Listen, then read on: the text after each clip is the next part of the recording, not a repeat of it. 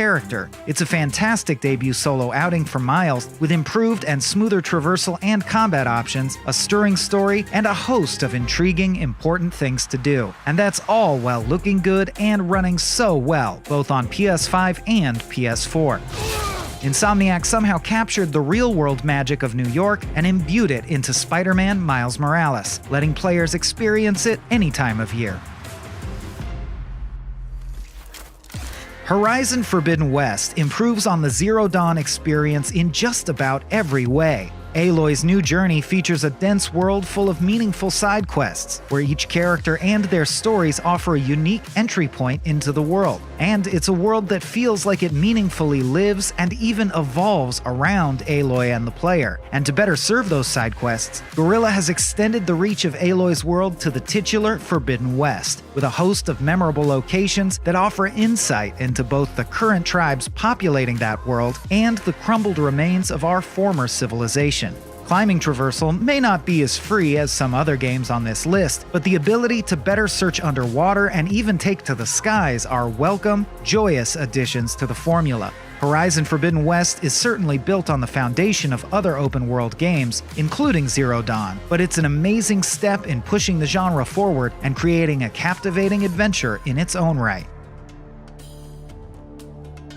Metal Gear Solid 5: The Phantom Pain is one of the best examples of how an open-world game should approach its challenges. There's more than one way to go at any situation, and the result is a feeling of unprecedented freedom of choice. At its best, it's pure play, reminiscent of smashing army men together in a playground sandbox, but with a fantastic soundtrack and more than enough of Kojima eccentricity to make it feel even more special. While the story is ultimately unfinished, and it can't really hold itself together through to the end, the freedom it affords makes it incredible, regardless of its narrative shortcomings. Welcome to Skyrim, Adventurer. Attack with weapon! Your dagger slices the large mud crab. It's been a long-running joke that Skyrim exists on almost every platform imaginable. From its humble beginnings in 2011, launching on PC, PS3, and Xbox 360, Skyrim is now everywhere, including Amazon Alexa devices, and for good reason. It's set an entirely new standard for what an open-world adventure could be, and it remains amazing. The PC version houses one of the most bustling modding communities of all time, even having full-length games spawn from it. And with the recent upgrade to PlayStation 5 and Xbox Series X, Skyrim still looks and plays fantastic. With its engrossing story, living open world, and more content than any one person knows what to do with, The Elder Scrolls V Skyrim still stands today as one of the greatest open-world RPGs a person can spend their time with.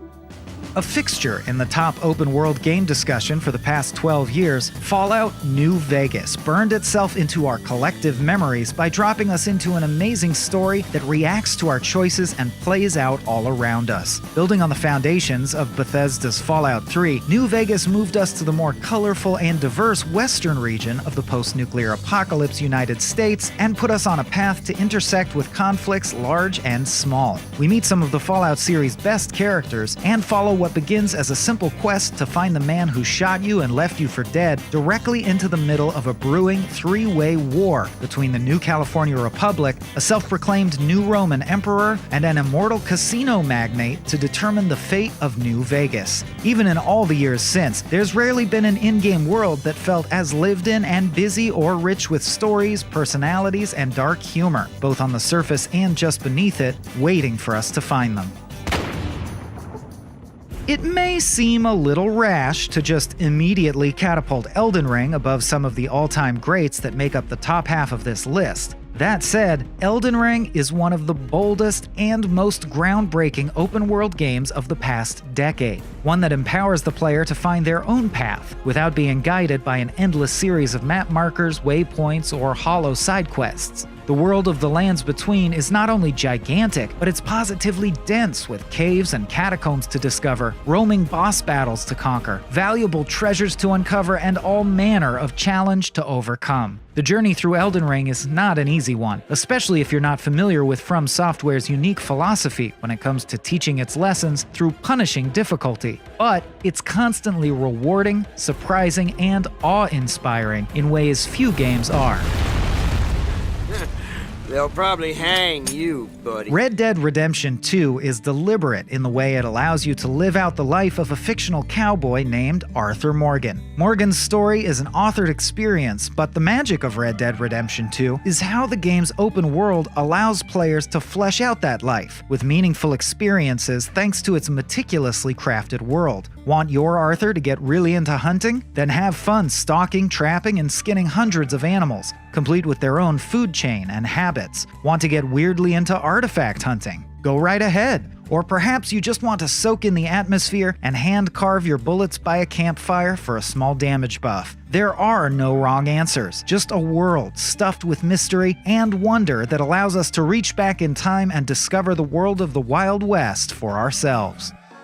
A perfect send-off to the Xbox 360 and PS3 era of gaming, Grand Theft Auto V's legacy and influence has maintained a powerful presence in the industry spanning into 2 additional hardware generations, as GTA 5 proved to be a powerful force on both the PS4 and Xbox One, and may likely be again on the PS5 and Xbox Series. And of course, it never truly leaves the spotlight, thanks to the impressive and regular updates Grand Theft Auto Online receives. But Grand Theft Auto 5 more than earns that legacy as a glorious achievement, thanks in part to its triple protagonist structure that offers a compelling overarching narrative that keeps you invested through to the end. And the immersiveness of its open world cannot be overstated. Los Santos is brimming with life, interesting places to explore, and an incredible amount to do both in the campaign and in GTA Online. Compete in a triathlon, purchase properties, or even trade stocks in the virtual stock market. You can do all that and a lot more in the finest example of a modern open world in gaming. Even as it was released near the other entries on this list, The Witcher 3 set a new bar for open-world games, one that plenty of other games are still compared to now 7 years later. From the barren hills of Velen to the bursting streets of Novigrad or the verdant fields of Blood and Wine's Toussaint, every corner of the continent is full to bursting with monsters to slay, secrets to uncover, and dozens of hours of side quests that feel just as fleshed out and meaningful as its main story. Add on 2 of the best expansion packs ever in gaming, which are both included in the current retail version, and introduce new maps, upgrades, and collectibles, and you have so many more reasons to explore this exceptional fantasy world. Breath of the Wild is the ultimate realization of the promise of the Zelda series, a template first laid out way back in the NES days. Breath of the Wild is, quite simply, the game we imagined ourselves playing all those years ago. The images we held in our minds, colored by the art in the instruction manual, were suddenly made 3-dimensional, fully explorable, and infinitely replayable. Even though Breath of the Wild came out in 2017, we've still not seen any game come close to its blend of charm, freedom, and gravitas. Simply pointing Link in any direction was a guarantee for discovery and adventure, and the movement afforded by the addition of so many easily climbable surfaces makes it the greatest and most magical fully realized open-world game ever created. Those are our picks for the top 10 open world games, but be sure to let us know what's on your list that didn't make the cut. And for even more top 10s, be sure to check out our ranking of the best Far Cry games and the best Assassin's Creeds. And for everything else in the world of gaming, keep it here at IGN.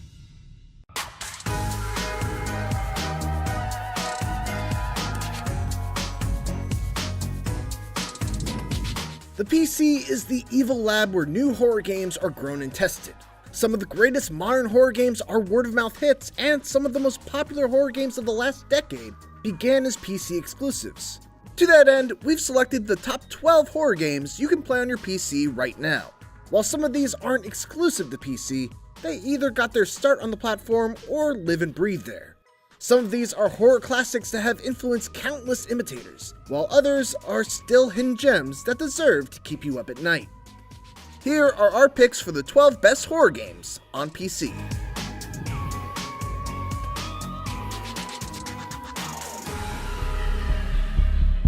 I'm Scared, a pixelated nightmare is the only game on this list that breaks through its .exe boundaries and carries the scares into the real world. As you creep through I'm Scared's low-res environments, finding keys and attempting to escape the nightmare you're currently in, an entity known as Whiteface stalks your every move. Once caught, Whiteface triggers a crash back to your desktop, and in its wake, a folder containing a text document appears on screen, taunting your failure. It plays with your mind in other ways too. Your browser might suddenly open, landing on a spooky YouTube video. Elsewhere, HTML web documents appear in another folder, showing a map and the supposed exit to the area you're in. But can you trust it? It even goes as far as requiring you to delete in-game documents to progress through certain moments. Much like Eternal Darkness, I'm Scared brings its unique style of horror outside of itself, a truly cursed game. The only monsters are us. Murderers, rapists, arsonists. Less than a minute into The Cat Lady, you find out that the main character, a lonely 40-year-old woman named Susan Ashworth, has committed suicide. Soon after, she reawakens in a mysterious world only to be greeted by someone called the Queen of Maggots, who instructs her to remove 5 parasites from the world so that she may finally find peace. The Cat Lady, despite its complex themes around mental health and serious tone, is surprisingly simple to play. You'll explore twisted and bizarre environments, collect various items to solve puzzles, and guide Susan's decisions via dialogue choices with other characters. But beyond its traditional point-and-click adventure trappings is an affecting story, rooted in an authentic struggle of a woman who no longer wants to live. And like them, you show no mercy. Dead by Daylight launched in 2016 as a meager but well-meaning asymmetrical slasher horror game where various bumbling teenagers avoided gnarly eviscerations from archetypal slasher movie villains. By 2021, it's become the Smash Brothers of horror games, bringing in iconic killer characters like Freddy Krueger and Michael Myers to legendary horror game villains like Resident Evil's Nemesis and Silent Hill's Pyramid Head. Dead by Daylight continues to evolve on its premise, routinely adding new characters, features, and more to its rock-solid foundation. One thing remains constant though. It's just as fun to play the game as a group of seemingly helpless survivors in one round as it is to play as a huge, powerful horror movie monster in the next. Amnesia: The Dark Descent is one of the older games on this list, but it's here for good reason. Its gameplay mechanics helped spur a rebirth of the survival horror genre that had drifted into action game territory. Amnesia starts off with the protagonist, Daniel, waking up alone in a dark castle, Brennenburg. He has no memory of how he got there, and as he explores his surroundings, he realizes there's a shadow stalking him. Wandering about the castle are other creatures that will give chase if they spot you. This wouldn't be a huge problem if you could fight back, but you can't. Your only defense is to run and often hide in the dark, a stark contrast to more action-oriented horror games like Resident Evil 5, which had come out the year before. But here's the kicker. Stay in the dark too long, and you'll lose your mind. It's not the first game to have a sanity meter, Eternal Darkness says hello, but its implementation in Amnesia is pretty ingenious. You'll need to balance the game's use of light to see what the hell you're even doing, with hiding in the darkness to avoid monsters. The same darkness that's slowly driving you insane. Amnesia's sequels and follow-ups all build upon the Dark Descent's mechanics in smart ways, and other developers have taken notice. The Dark Descent still holds up today, even if the controls and interface are a little rough on consoles. So if you're in the mood to sit in the dark for 10 hours, take a trip to Brennenburg. Just don't stay in the dark for too long. Fans of Junji Ito and or H.P. Lovecraft will want to look into adding World of Horror to their list of scary games to play this October. This 1-bit horror game feels like you just stumbled upon a series of eerie and extremely detailed drawings on MS Paint. Set in Shiokawa, Japan, players are tasked with stopping the apocalypse by exploring various locations and fighting monsters inspired by Japanese horror manga and urban legends. It is, of course, a horror game, but World of Horror also adds elements from the roguelite and RPG genres. World of Horror's grasp on tension, perfectly paired soundtrack, and overall challenge make it a must-play on the PC. Few games have successfully captured a sense of overwhelming bleakness and foreboding like the Stalker trilogy does. Whether you're racing to the site of the world's worst nuclear incident deep within Chernobyl, or discovering the secrets hidden within the decrepit city of Pripyat, this living, breathing world is ready to sap the life from your body. So if going toe-to-toe against spirits deep underground, or zombified foes who were once your companions, sounds like your kind of thing, it's time to pay a visit to the Chernobyl exclusion zone.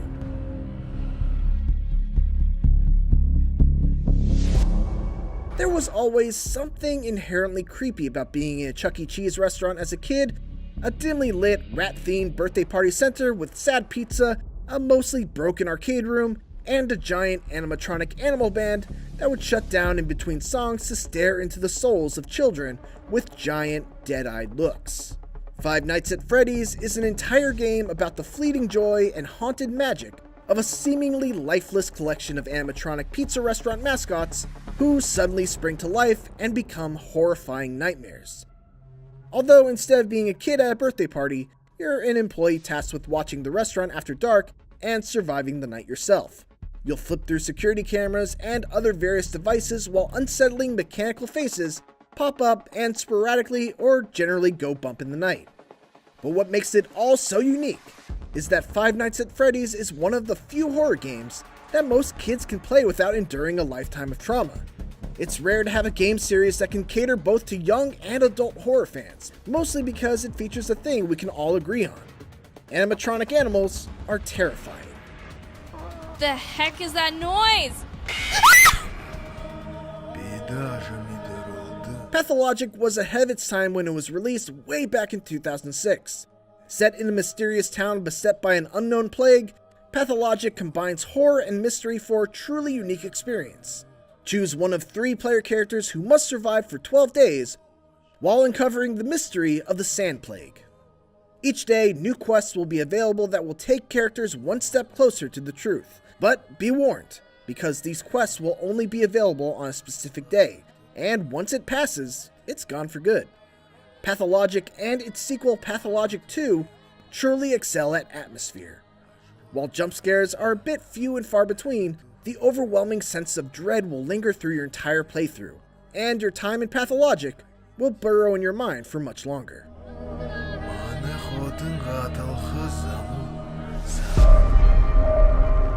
Phasmaphobia came onto the scene like a bat out of hell. 4 players can join up as amateur ghost hunters armed with tools like night vision cameras, holy water, and radios.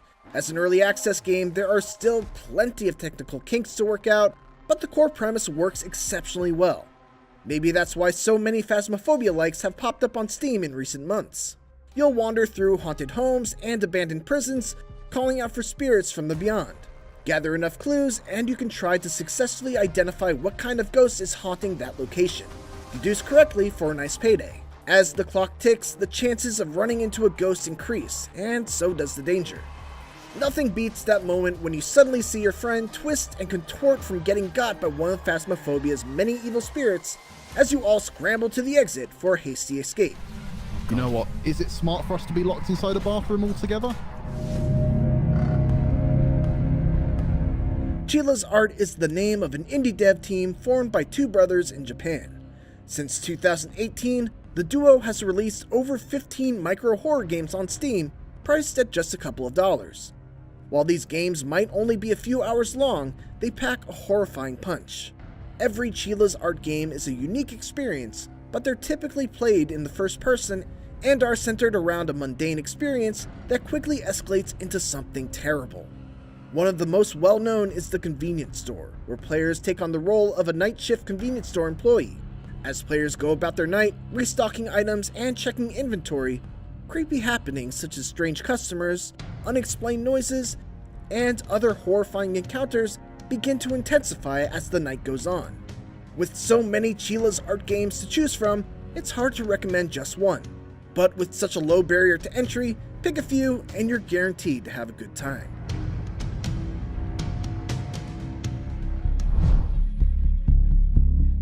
Babysitter Bloodbath, Power Drill Massacre, and The Night Ripper. No, these aren't forgotten grindhouse films from the 80s, but rather delightfully gory and downright terrifying games created by solo indie horror developer Puppet Combo. Via Patreon and itch.io, there are over 20 games in the past decade, all of which offer no shortage of intense and unforgiving moments. Whether you're escaping from a serial killer while babysitting, taking part in a deadly game of cat and mouse with a psychotic nun in a boarding school in the aptly named Nun Massacre, or controlling a park ranger on a cold and stormy night while something stalks them from afar, Puppet Combo wholeheartedly embraces its PS1 style with VHS horror roots in every game. Dire situations, sleazy companions, and unrelenting killers make each and every one of Puppet Combo's games an unforgettable nightmare.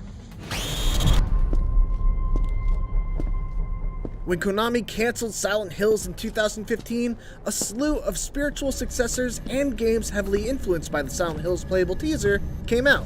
This includes Sad Square Studios' first game, the psychological horror Visage. Set in the 1980s, you play as Dwayne Anderson, a resident of a large home that is being tormented by the supernatural as he tries to find a way out of the house and learn more about what's causing all the paranormal activity in his home. As you explore the mostly dark and quiet house, supernatural entities will taunt you by breaking light bulbs, turning on and off lights, and slamming doors. This constant barrage of sensory terror, combined with trying to maintain Dwayne's sanity, makes Visage one of the more challenging horror games released in recent years. It's a trial and error game, but your patience is rewarded with a fascinating story and plenty of jump scares. While it may not be Silent Hills, the legacy of Konami's unreleased game courses through the veins of Visage while maintaining its own identity. And there you have it! Those are IGN's top horror PC games. Disagree with the ranking? Think another entry should have been on the list? And if you're looking for more, check out our list of the top 10 metroidvanias and the best FPS campaigns of all time. And for everything else, keep it here on IGN.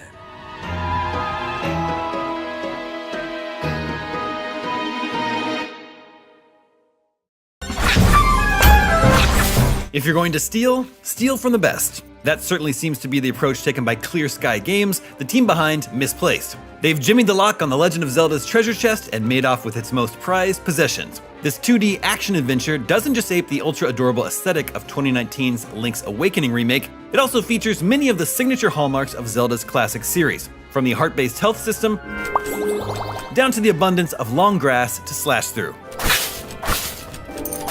Yet while Misplaced might not be particularly original, its familiar formula certainly has the potential to please a crowd, which is why it's a Road Jam selection in the Audience Choice category. Let's see what got the game into the competition and why its developers might emerge from the Road Jam dungeon 50,000 rupees richer.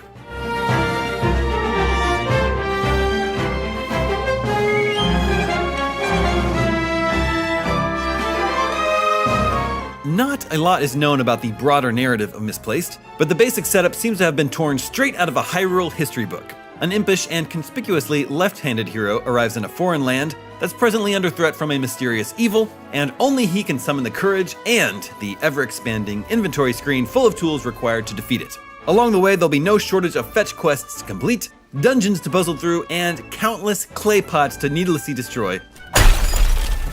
Though, at least in this hour-long early build of the game, there's a disappointing lack of chickens to harass.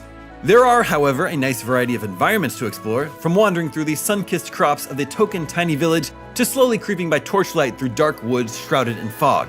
As was the case with the Link's Awakening remake, almost every element of the world looks as though it was carefully constructed out of plastic pieces that tumbled out of a toy box.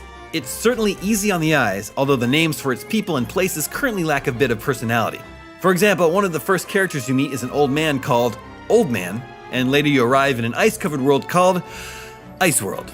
The first weapons you get your hands on are equally unremarkable, a wooden sword and shield, but they're still fun to use. The shield can be employed to deflect projectile attacks from the Octorok-inspired enemies, or to push otherwise immovable objects like giant spiked balls in order to access new areas.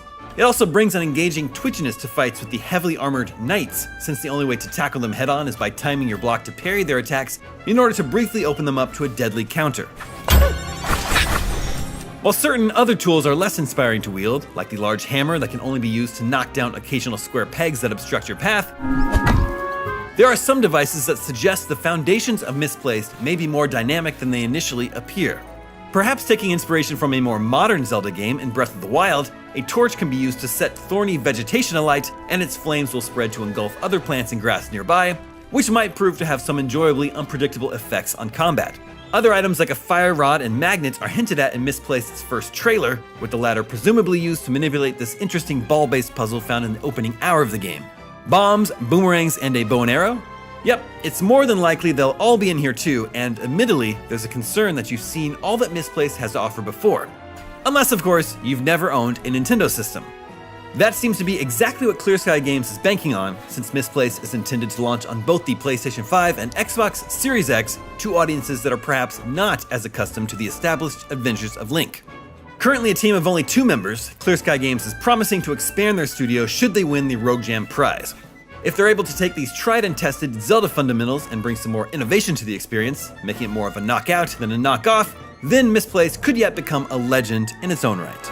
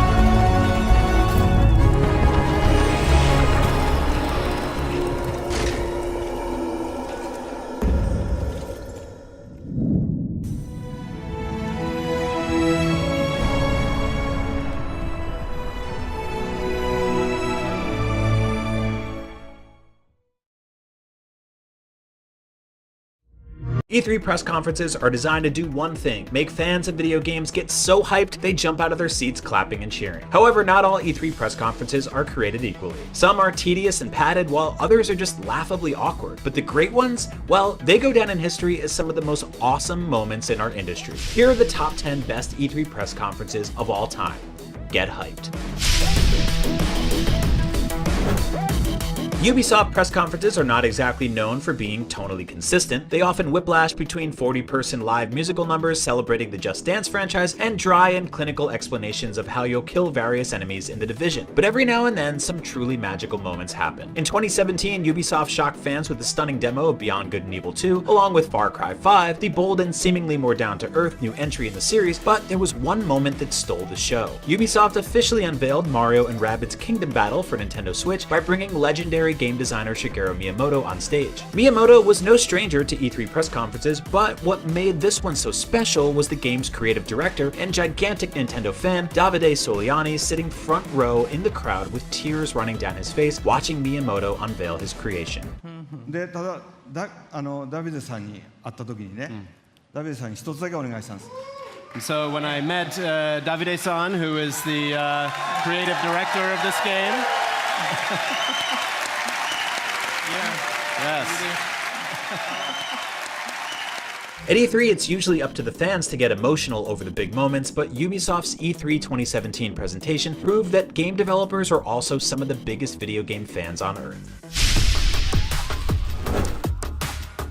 While E3 officially began in the year 1995, it wasn't until 2015 when Maryland-based video game studio Bethesda decided to start having their own dedicated annual E3 press conference. Many fans wondered if Bethesda could sustain a full presentation full of game announcements, but those fears were quickly squashed when they brought out some of their biggest guns. Bethesda's 2015 conference had a brand new look at the newly rebooted Doom alongside its release date, followed by the reveal of a Dishonored sequel, but the conference was really about celebrating one of their biggest franchises, Fallout. Fans got to see tons of Fallout 4 and learn that it would be released that November. On top of that, Fallout fans got 2 more surprises as well. Fallout Shelter, a post-apocalyptic vault simulator that was released on mobile for free right after the conference, and a real-life Pip-Boy set to launch alongside Fallout 4. The latter didn't really work as anticipated, but at that moment, every Fallout fan in the room went crazy for it.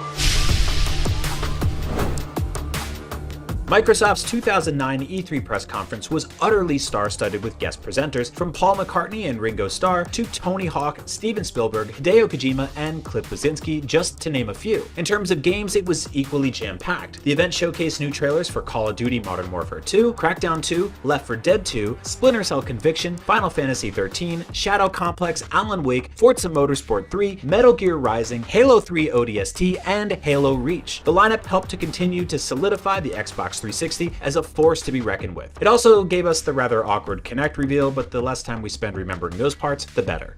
Seriously, just don't remember those parts. Don't even think about them. Considering that Devolver's annual E3 booth consists of a cookout held in a parking lot across the street from the convention center, no one was quite sure what their idea of a press conference would be like. In addition to revealing some new indie games, Devolver's 2017 faux live E3 press conference was an absurdist skewering of every other event on this list. We're used to seeing excessive amounts of blood in E3 demos, but it's a bit of a surprise to see E3 presenters soaked in buckets of it. And let's face it, while E3 press conferences are often filled with incredible moments and huge announcements, they're also sometimes plagued with PowerPoint presentations about user metrics or corporate synergy speak. So having Devolver make an absurdist and surreal parody of them was a breath of fresh air. Ladies and gentlemen, what we have shown you here today is only the beginning.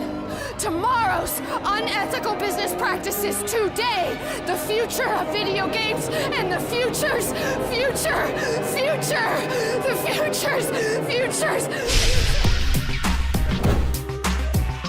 With the PlayStation 4 dominating hardware sales last generation, Microsoft needed an E3 press conference that proved the Xbox One was worth owning as well, and 2015 gave us just that. The Xbox Showcase gave us new looks at Halo 5 Guardians, Forza Motorsport 6, The Division, Rainbow Six Siege, Dark Souls 3, Sea of Thieves, Rare Replay, Fable Legends, Rise of the Tomb Raider, and Gears of War 4. It was an awesome lineup of first-party and third-party games, and if that wasn't enough, they also unveiled the brand new Elite controller and announced that a slew of Xbox 360 games were coming to the console via a backwards compatibility initiative. It was a presentation truly focused on games, a much welcome pivot after the Xbox's initial reliance on things like Kinect.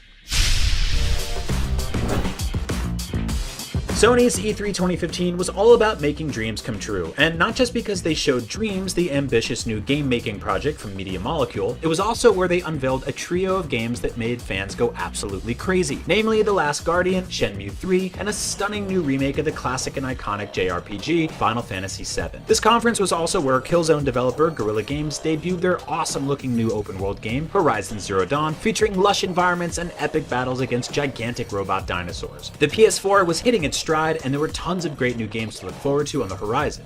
No pun intended.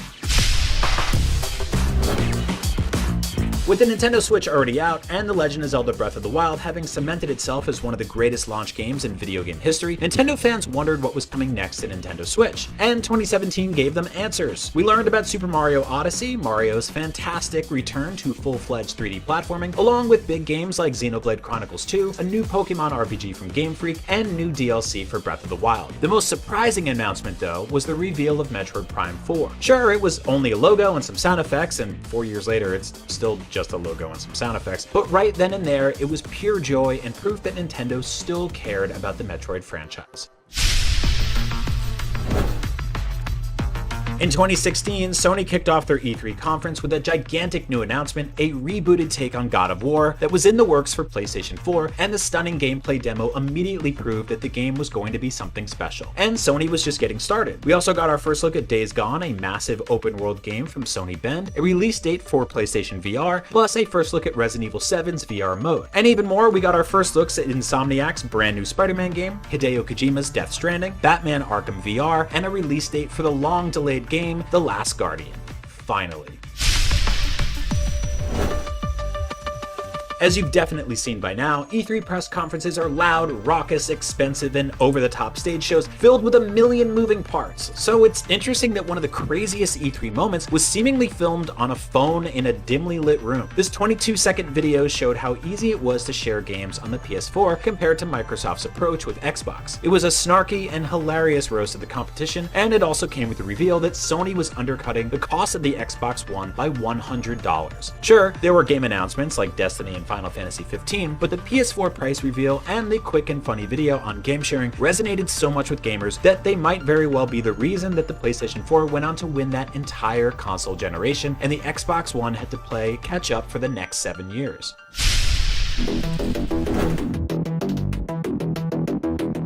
After an incredibly lackluster E3 2003, you know, the one where GBA connectivity and Pac-Man Verse headlined the show, Nintendo's E3 press conference in 2004 set out to create a bold new path for the company, and it delivered like no Nintendo E3 had before. The presentation showcased Metroid Prime Echoes, Resident Evil 4, The Legend of Zelda Minish Cap, and the Nintendo DS, a bold new dual-screen handheld designed to play touchscreen games on the go. Nintendo also teased their upcoming home console, codenamed Revolution, which would later go on to become the Nintendo Wii. Most importantly though, the company had a powerful new stage presence thanks to the introduction of Reggie Fils-Aimé, a man who instantly went on to become a Nintendo fan favorite for years to come. My name is Reggie. I'm about kicking ass. I'm about taking names. And we're about making games. But Nintendo saved the best for last when they revealed The Legend of Zelda Twilight Princess, a gritty, mature, and tonally dark take on Zelda that made the crowd go absolutely wild with excitement, creating one of, if not the greatest new game reveal moments in E3 history. The reaction even became an incredibly popular meme, which you've probably seen kicking around. The surprise Twilight Princess unveiling brought fans to tears, and it was all capped off with Shigeru Miyamoto taking to the stage holding Link's iconic sword and shield. It was truly what E3 is all about.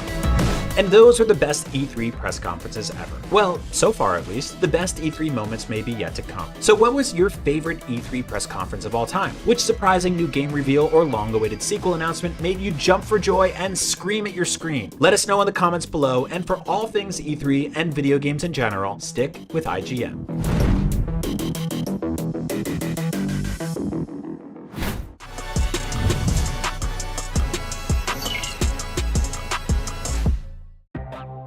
Exploration platformers, or platformer adventures, doesn't quite roll off the tongue like the name for the genre that you probably know, metroidvanias. Whatever you call it, there's been an incredible collection of metroidvanias in the last decade, some of which that would even give the forefathers of the genre a run for their money. For this list, we specifically wanted to leave Samus and Alucard out of it, and let the non-Metroids and Castlevanias have some time in the spotlight.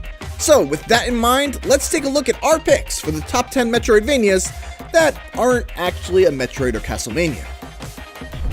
But before we get to it, one more quick ground rule.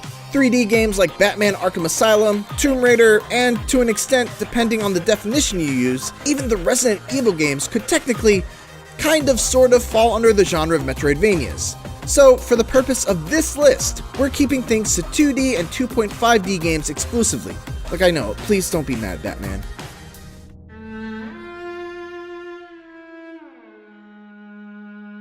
Hitting Xbox Live Arcade back in 2009, Shadow Complex was the right game at the right time to reinvigorate the Metroidvania genre. An excellent blend of sci-fi action with a compelling story, satisfying progression, and its 2.5D perspective offered some of the best graphics that we'd seen in the genre to date. It was a refreshing update to a beloved style of game that, at least in 2009, seemed to have fallen out of favor with developers and the public at large. It would go on to become one of the highest selling Xbox Live Arcade games of all time, and a remastered version hit PC in 2015 and consoles the next year.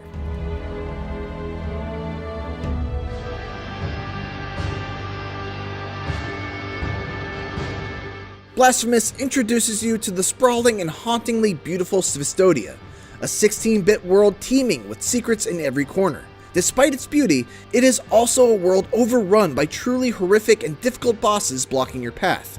And to make matters more trying, and ultimately more rewarding, Blasphemous tantalizes players with items and upgrades often dangling just out of reach. These are almost always accompanied by an inactive piece of the environment that becomes instantly recognizable, goading you into a search for a way to find bundles of roots into bridges, or blood trails into platforms.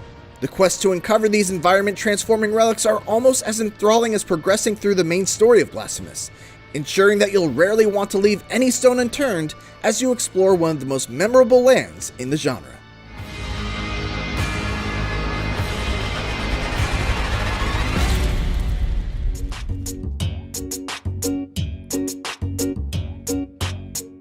Much like how olive oil and ice cream are somehow a bizarrely complementary duo, Yoku's Island Express combines two wildly different flavors of game to create something totally unique that leaves us yearning for more after its delightful adventure. Yoku takes the complexity of a Metroidvania and applies it to the rigid structure of pinball.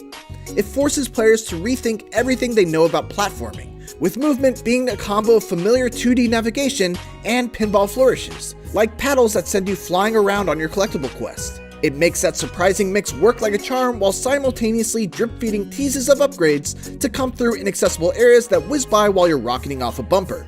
The cherry on top of this strange concoction of unusual genres is the setup. You are the brand new mailbug of a small tropical island, and primarily, you're there to deliver mail. The hand-painted art style, witty writing, and cheerful tunes keep you smiling, all while pulling off careful skill shots to progress through Yoku's unexpected but memorable world.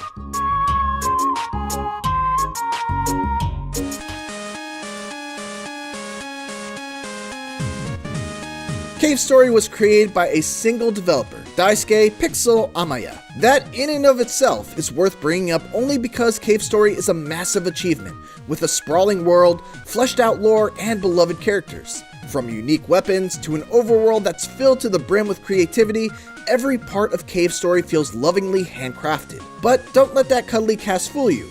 Cave Story will break your heart and mend it back together by the time the journey ends. Decades later, and Cave Story still feels like a treasure. And as one of the most famous freeware games, it's easy to download and play today, and at an unbeatable price to play a piece of gaming history.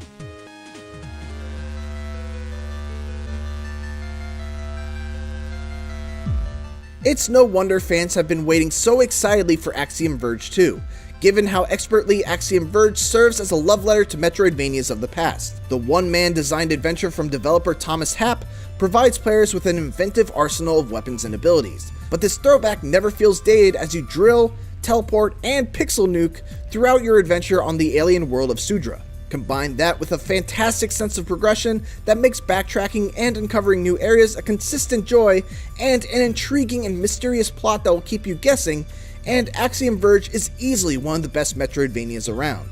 It may be inspired by games released years prior, but it can still sit among the best of that or any era.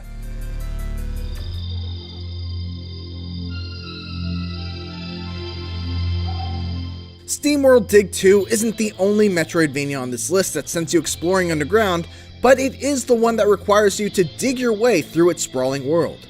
That digging gameplay loop is by no means a chore though. It's a total blast. Bore as far down as you can, return to town to harvest your resources, upgrade your gear, and you're off to happily do it all again. It's so satisfying that it's easy to fall into the mindset of just one more run, turning into 4 or 5.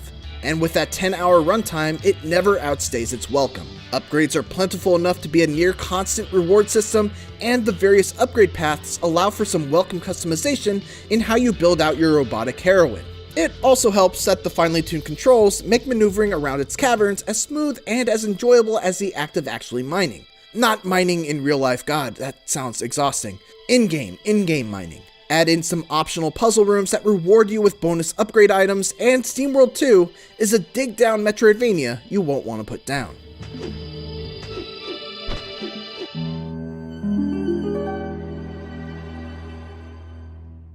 Bloodstained Ritual of the Night is the closest we come to cheating the no Castlevania rule, but it's too good of an experience to ignore. Koji Igarashi, a father of the genre, set out to make a new game in the vein of the best-loved Castlevania, and by Dracula, he did it. This Kickstarter success story takes elements from all of the great Castlevania games and combines them into one neatly tied together package. It uses the equipment system from Symphony of the Night, the shard system that lets you assume magical abilities of enemies a la Dawn of Sorrow, and more. Add on top of that the option to play a completely different character after completing it, tons of hidden content, and a slew of other intriguing inclusions. Bloodstained Ritual of the Night taps into that special late 90s, early 2000 era of Castlevania that is beloved by so many to create something thrilling in its own right.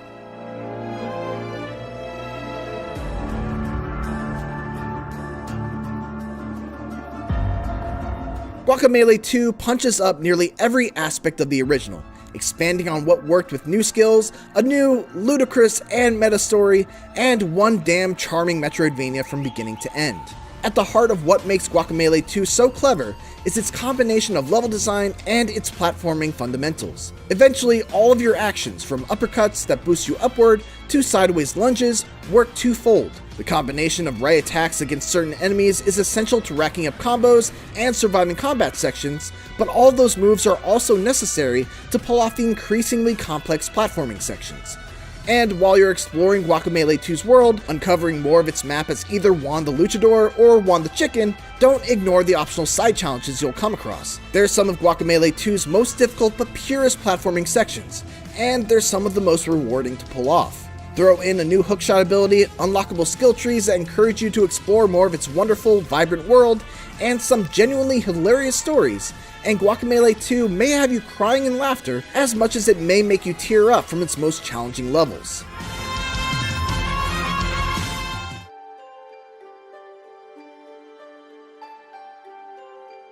Either Ori game could have comfortably landed on this list, but the sequel, Will of the Wisps, takes an already stunning game and makes it even more robust.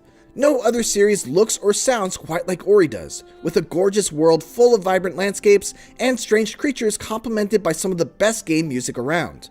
Flowing through those areas with its diverse suite of movement abilities can almost become a Zen practice, hopping between grab points and whipping dangerously close to death as you do. Will of the Wisps elevates all the aspects that made the first game great as well, partly by borrowing some ideas from the #1 game on this list. The introduction of equipable items to enhance your preferred playstyle, and an adorable little town for you to grow, full of friendly faces, adds more layer and nuance to the world, and your character. Its combat is also more fleshed out, coupled with a story even more grand and ambitious than the originals. Ori sticks out from what most people usually picture when they think of Metroidvanias, thanks to its warm, inviting look. But it's that unique take on a well-explored genre that makes it stand so tall above the rest. Well, except for one.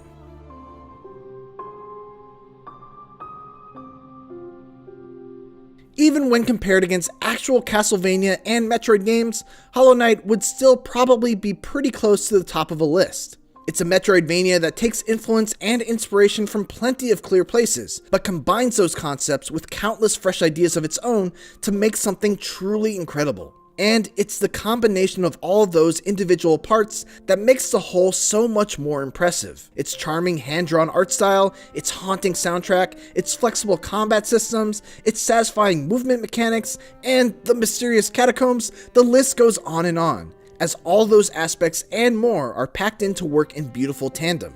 Hollow Knight is filled to the brim with interesting decisions to make the whole way through too. From choosing to go left or right first, to deciding whether or not to challenge the imposing optional boss, or to figuring out which of the many charms you should use to modify your playstyle. As a result, its exploration and unlocks feel personal, providing a natural sense of progression to its meticulously laid out halls. And don't let the appearance of its tiny bugs fool you. Hollow Knight's world is a sprawling subterranean maze that gives you plenty of paths to chase down and creative enemies to fight to keep you exploring for dozens of hours. Hollow Knight is without a doubt a modern classic. And that's our list. What are some of your favorite Metroidvanias? Let us know in the comments. Thanks for watching, and while you're here, why not take a look at some of our other top 10s, like the top 10 Souls-likes or the top 10 Mario levels. And for everything else, keep it here on IGN.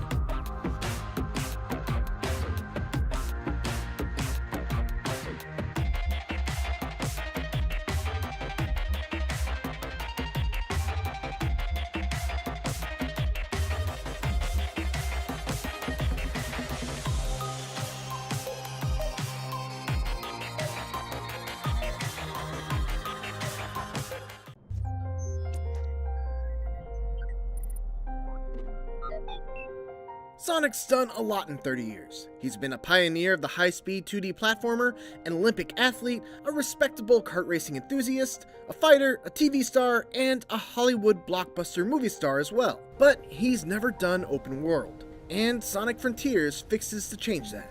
I was fortunate enough to be one of the first people outside of Sonic Team to go hands-on with Sonic Frontiers, and let me just say, if you're worried about how the blue blur will fare in this unfamiliar genre, well, I think Crush 40 probably put it best. Open your heart it's gonna be alright.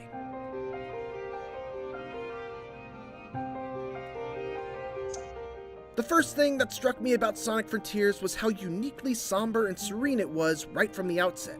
After flying into a wormhole with Tails and Amy, Sonic finds himself separated from his friends and all alone on an isolated island, with nothing but an AI voice guiding him to collect the Chaos Emeralds. There's no one for Sonic to bounce quips off of, no energetic Crush 40 soundtrack, just wide open fields as far as the eye can see. There's an air of mystery in Sonic Frontiers, and it's a vibe that's driven home even further by the beautiful yet minimalist piano melodies that accompany Sonic as he explores the island.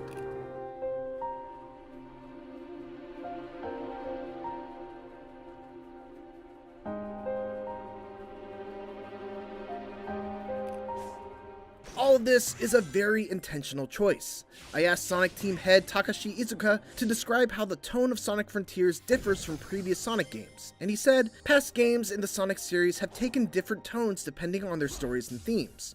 This time, these mysterious islands are the game's major setting. That's why our artists have worked hard to create a mysterious mood. Of course, the big new change in Sonic Frontiers is the shift from purely linear levels to a huge open world where Sonic can freely run in any direction. But Sonic Team doesn't like to use the term open world to describe Sonic Frontiers' gameplay, instead referring to its style as being open zone. Open world games like Zelda or other AAA games fundamentally have RPG or adventure worlds. For Sonic, the core here is a 3D action game. Our basic idea was to have that take place in open space. What sets Sonic Frontiers apart is this different approach to an open game world. Having played Sonic Frontiers for about 4 hours, it's easy to see what Iizuka-san means. Sonic Frontiers' open zone design is very different from any other open world I've played. It's a giant playground. Every few feet there's a bumper spring that bounces you like a pinball between 5 other bumpers before putting you on one of the many grindable rail tracks. Or a speed ramp that sets you on a completely different path leading to some other collectible or reward. Or a line of rings that you can lightspeed dash into. Essentially, they've taken that core appeal of every Sonic level having multiple paths that eventually loop back around to the main one, and applied that to these giant non-linear open zones. One thing that has to be noted is that very few of these elements are built into the environmental design, meaning that rails, platforms, boost rings, and so on are just inexplicably floating in the air all around, which isn't totally unusual for a Sonic game, but it feels especially jarring in Frontiers in particular because of the frequent and sudden pop-in of these objects and the otherwise very naturalistic art style. Of course, it's worth emphasizing that this gameplay and the version that I played were from an early build, but this is definitely an area that I would hope to see improvement in the final version. Beyond that, there are also a wide variety of puzzles and challenges that are littered throughout the zone, and completing them is how you uncover sections of your map. Most of these are very simple, requiring you to orient a statue the correct way, quickly hop back and forth between colored tiles, or use Sonic's new side loop ability to draw circles around certain objects in the environment to interact with them. The best ones though are the races against the clock where you have to get from point A to point B in a limited amount of time. The openness of Frontiers level design makes straightforward races like these a ton of fun, because you have to try and improvise a path to the end that might not be immediately obvious.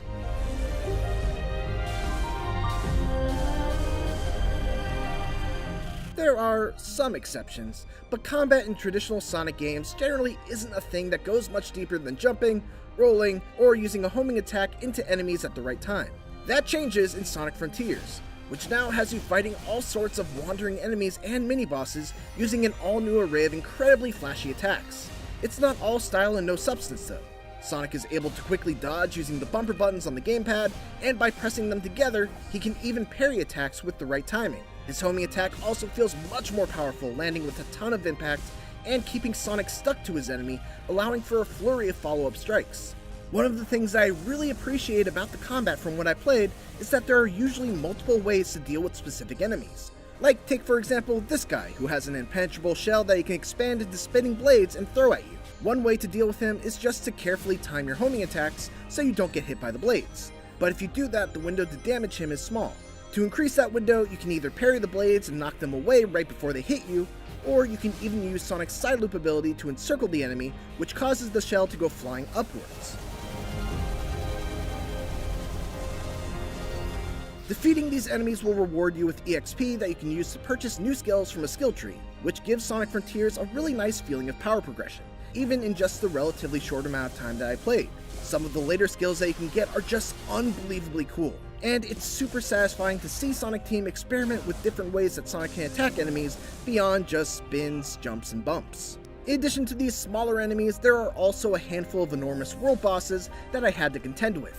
These are near Shadow of the Colossus-esque in their scale, with one in particular against a beast named Asura requiring Sonic to bait the Titan to slam the ground and then boost up its arm in order to reach the weak spots on its head. It's an ambitious boss battle, far beyond anything I've seen in the Sonic series to date, but it's also the part of the game that needs the most work. Far too often I'd fly off the boss's arm without knowing why, or I'd get to the top and for some reason lack the momentum needed to actually reach the head. Sonic must hunt down and defeat these bosses in order to collect portal gears, which open up portals that lead to bite-sized linear stages, done in the style of previous Sonic games, giving Sonic Frontiers a nice mix of both old and new styles. These classic levels each come with a handful of optional goals, like beating the level under a certain time, collecting all the red rings, and so on, with each goal rewarding you with a vault key, which are needed to unlock the coveted Chaos Emeralds. Sonic Frontiers is an exciting new step forward for the Sonic series into uncharted territory, and based on my time with it, Sonic Team seems to have hit upon a winning formula. There's certainly still work to be done before it's released during the holiday season. There's a lot of distracting pop-in, there's a fair amount of bugs still left to be squashed, and the big boss fights could do with some tweaking. But ultimately, my time with this early build answered the one question I had on my mind. Will Sonic's one-of-a-kind gameplay translate into an open world? The answer is a resounding absolutely. Thanks for watching, and tune into IGN for more Sonic Frontiers coverage as part of IGN First. And for everything else, keep it here on IGN.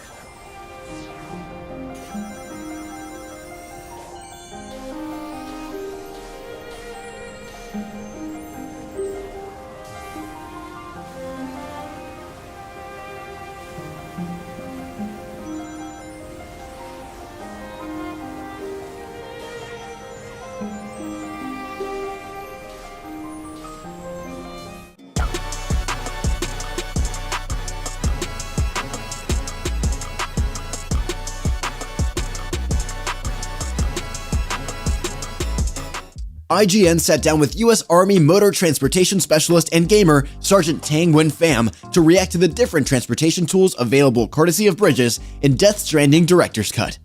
Presented by the US Army. I'm an 88 Mike, motor transportation specialist. Just like this main character in Death Stranding, his main role is transportation, and that's what I do in the Army. I want to see what this guy drives. Looks pretty high tech.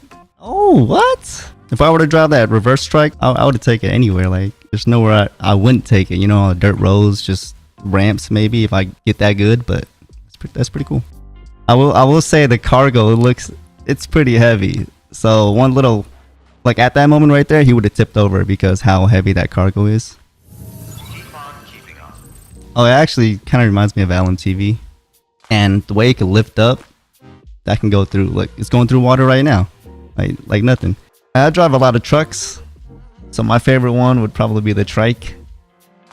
I just like how it can pretty much just glide through, like using a ramp, and also the dual wheels in the front, he can land pretty safely. You can choose from over 200 career paths that match your passion on GoArmy.com. What's your warrior? Death Stranding Director's Cut is available on PlayStation 4, PlayStation 5, and PC. For more on Death Stranding, keep it here on IGN. No matter how you game, make sure you're operating at peak performance.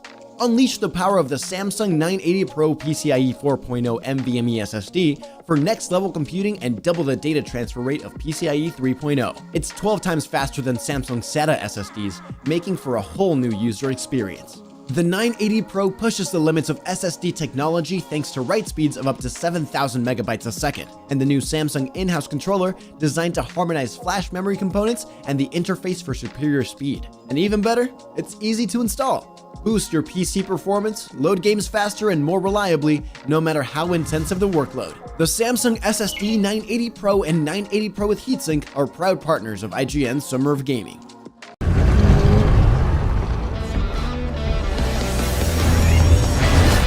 IGN Summer of Gaming Expo, a showcase of brand new game reveals, exclusive gameplay, and surprise announcements of the coolest games of the future. Hosted by IGN's Damon Hatfield and Nars. So sit back, get comfortable, and get ready to celebrate the incredible world of video games because IGN's Summer of Gaming Expo begins right now.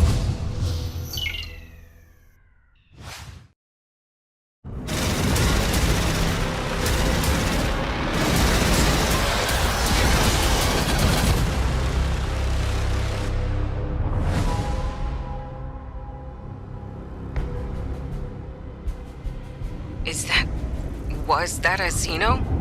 The corpse was definitely a Xenomorph. Slain in combat.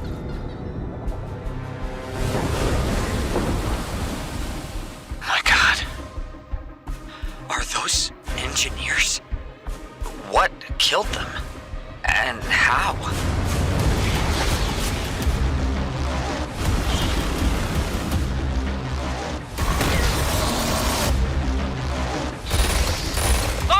Xeno's coming in! What the hell are those?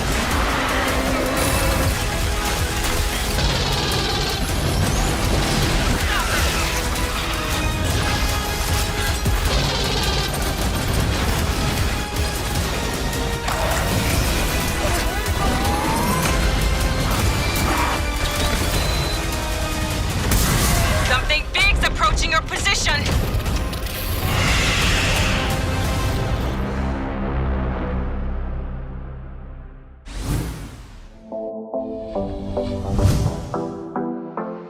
What's up, everybody, and welcome to IGN's Summer of Gaming Expo. I'm your host, Damon Hatfield. I'm joined by my wonderful co-host, Nars. Thank you so much, Damon. All month long, IGN is giving you a front row seat for the biggest gaming events and whatever is going on in games, whether that's IGN.com, Twitch, YouTube, the IGN One app on your smart TV, and now you can even watch us on Steam.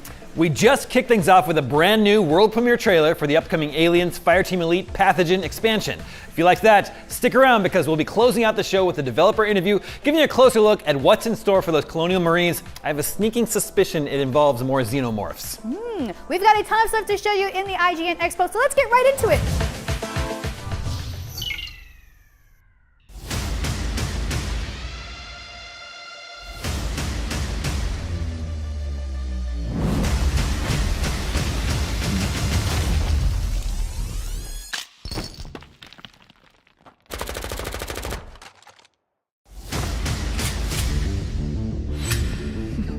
It's the end of the line for you, Grave.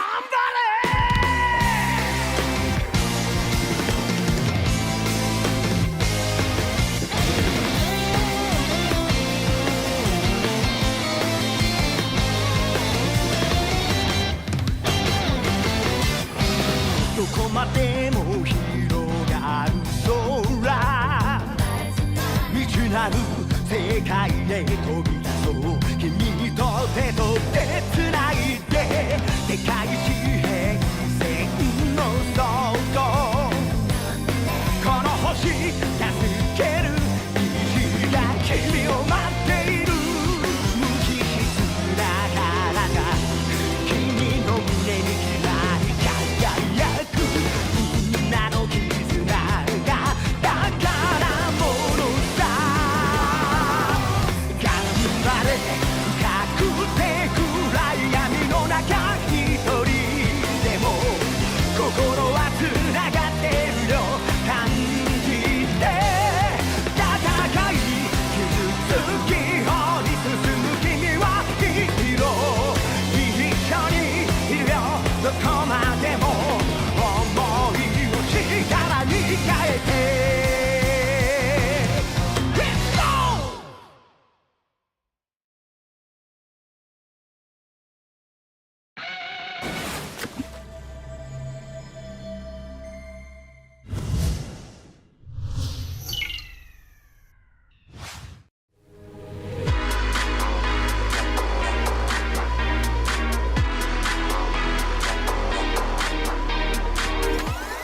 Wait. Are you seriously going to ignore the real star of the show? You know, me? Sorry, the Grim Reaper, at your service.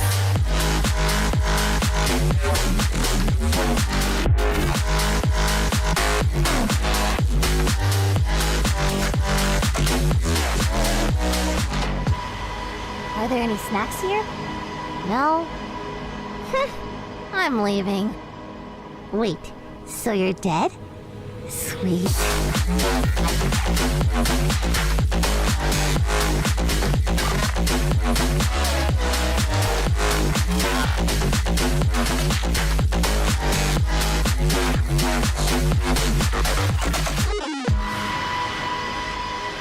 Your ancestors are like super laughing at you right now. Stop being a jerk and just subscribe already. Next up, if you're fond of old school pixel art, like this guy, stay right where you are because we're checking out some trailers for games that keep things looking nice and retro. First up, There Is No Light. Sounds dark. Let's take a look.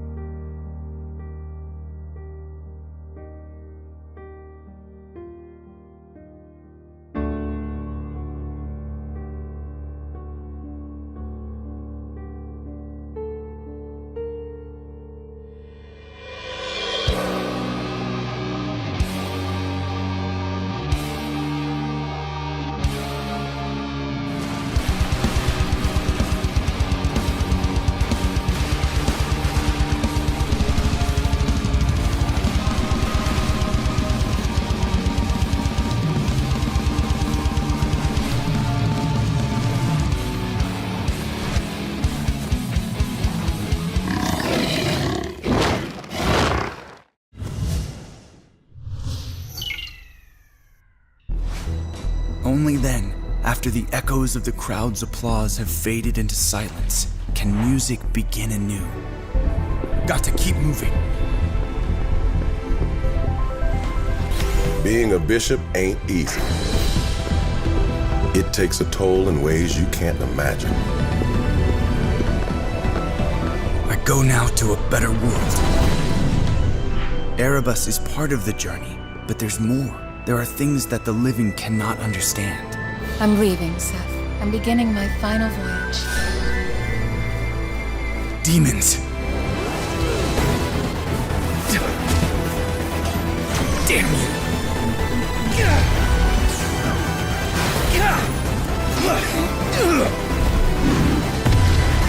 Feel Shale's power! Be there for your brother, Ezekiel. He'll be there for you when the time comes.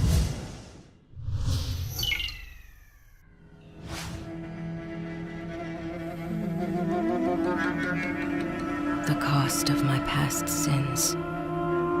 My daughter's spirit trapped within a silver locket by an evil being of the underworld. Now there was only one thing left to do. What is happening? The dead are rising.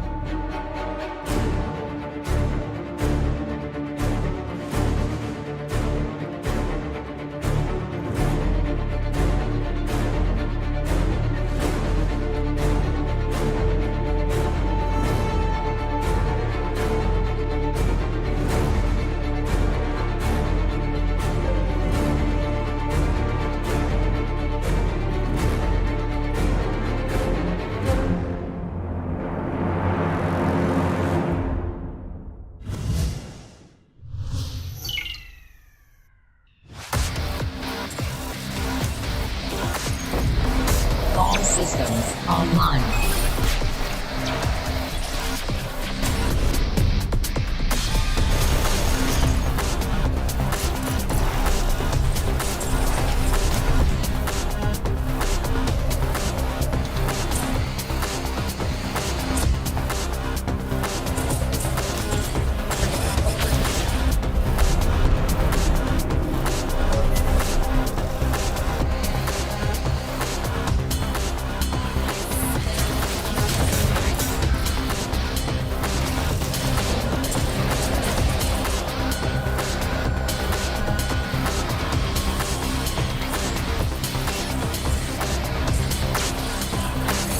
Structure critical.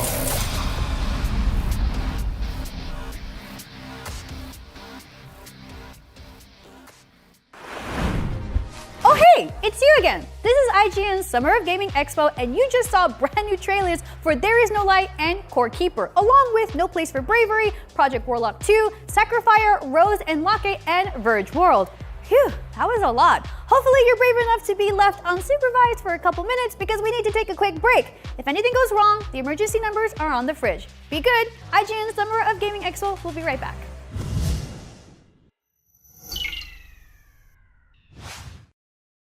IGN Summer of Gaming 2022 is presented by the US Army. You can choose from over 200 career paths that match your passion on GoArmy.com. What's your warrior? And sponsored by Metro by T-Mobile.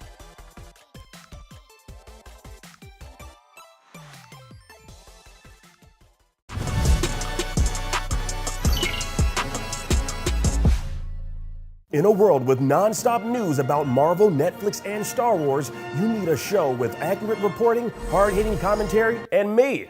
I'm Akeem Lewanson, the host of The Fix Entertainment. Whether it's the latest superhero scoop, film fiasco, or anime announcement, I'll be right here covering all the latest in major studio headlines and pop culture news. Make sure to catch The Fix Entertainment wherever you watch IGN.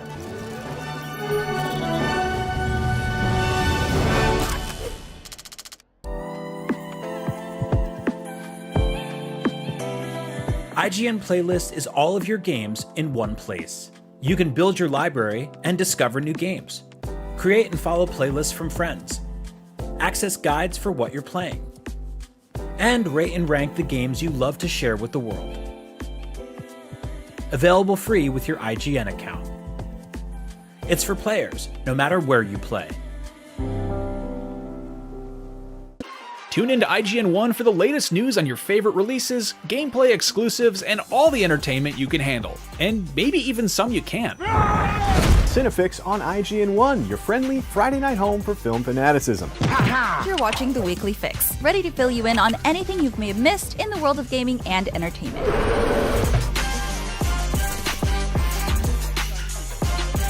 Find it all in one place on IGN 1. They turned into a network, who knew? If you're not following IGN on social media, what are you waiting for?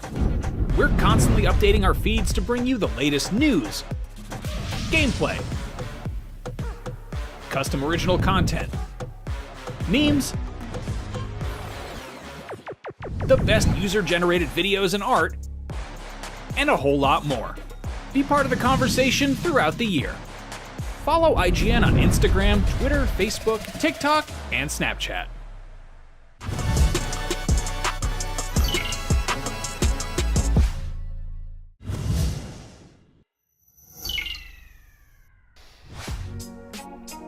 Welcome back to IGN's Summer of Gaming Expo. Now, Halloween isn't for a few months, but luckily, horror games are great all year round. So scaredy cats, this is your chance to hide under the blankets. Everyone else, brace yourselves. Let's take a look at some terrifying new games coming soon to consoles and PC.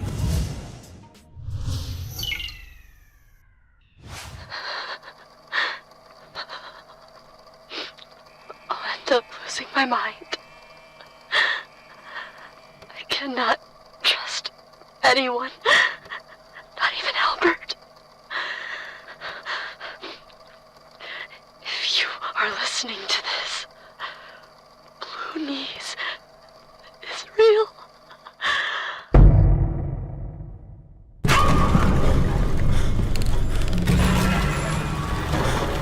I know I'm not sick. I know I don't have much time left.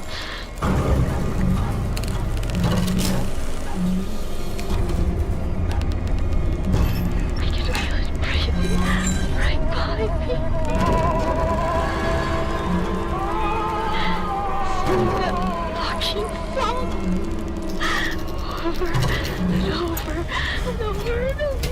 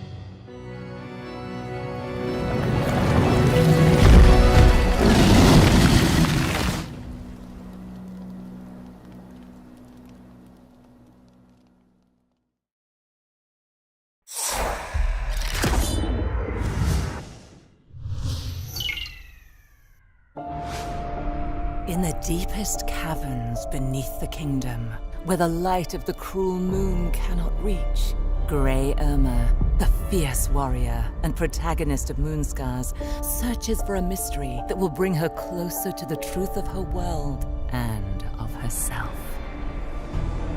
Welcome to the Earth Bowels. The Earth Bowels is one of the areas you will discover further on in your journey. It is an ancient place filled with long-buried secrets. Secrets connected to not only the sculptor, but Mother Earth herself and the cruel goddess, the Moon. The caverns are filled with twisting corridors and treacherous chasms. To navigate them, you will first need to discover the ability to dash through the air at supernatural speed. The bowels play host to all manner of foul beings that threaten to end your journey. Gilded foes, vulnerable only to witchery. Creatures capable of corrupting your very ichor. Vicious warlords who command armies of underlings. And ultimately, a comrade in arms from your past. Laios, fellow soldier of the pristine squad now turned. His attacks are mighty enough to shake the very earth. And you'll have to discover his weakness for yourself. On your own journey to meet your maker.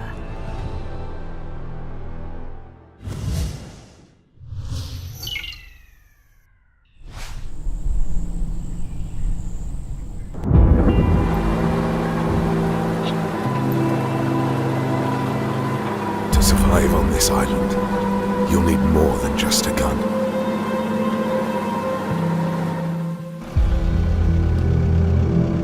You will need a camera.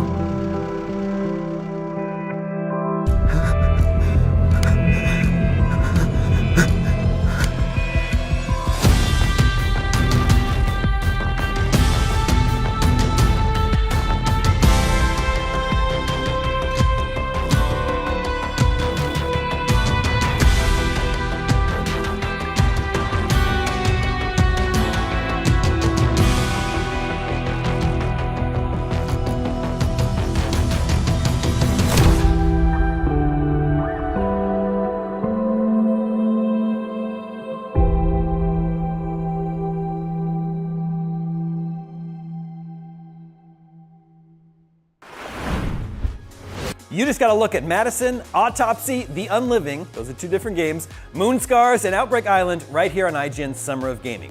If you manage to survive that many scary trailers back to back, surely you can brave the wilds of these 3 upcoming survival and crafting games. Here's Void Train.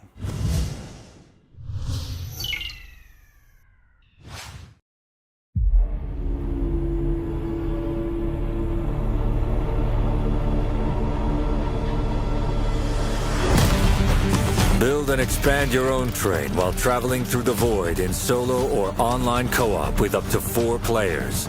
Now with a larger variety of islands, enhanced weapon system, new dangers, puzzles, and void creatures.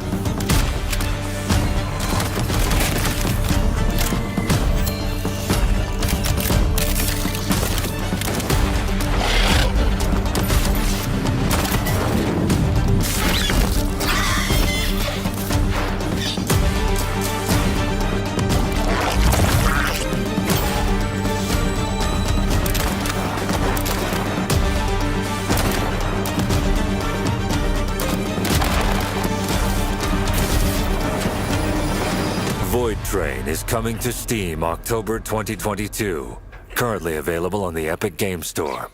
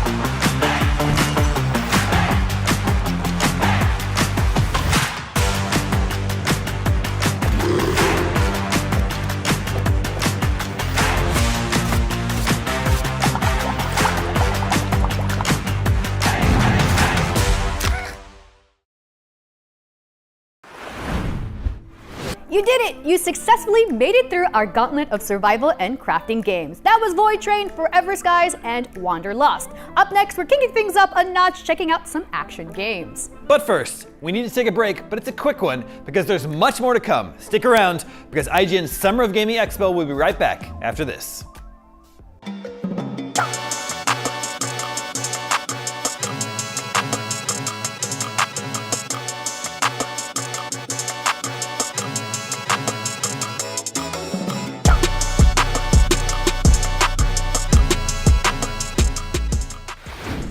Mana is the debit card and financial solution made specifically for your lifestyle. It's tailored for people who enjoy gaming, entertainment, and earning rewards. Let's take a closer look at Mana.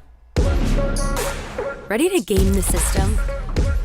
Meet Mana. You slay. You achieve. You win. So should your bank account, because your power shouldn't stop when the game does. Mana is the best gaming rewards debit card where you can earn perks and points by paying and playing, and get rewarded with the things you actually want. And we make it easy to set up and start. Just sync your favorite games to your Mana account and start completing quests for next level rewards, like that skin you can't wait to show off, or your next gear upgrade. No gimmicks, no surprises, no kidding. So why pay any other way? Pay with Mana. Pay with power. Mana. Game the system.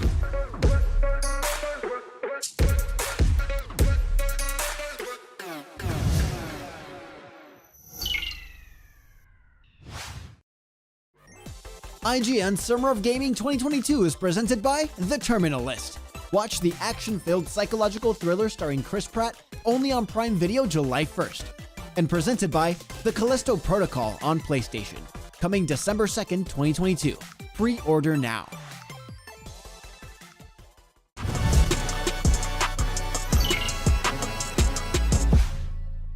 I'm Akeem Lawanson, and this is What to Watch on IGN 1. It's a weekly show where we check out the latest and greatest in trailers, reviews, and everything else in the world of entertainment. Tune in to new episodes every Friday at 9 p.m. on IGN 1.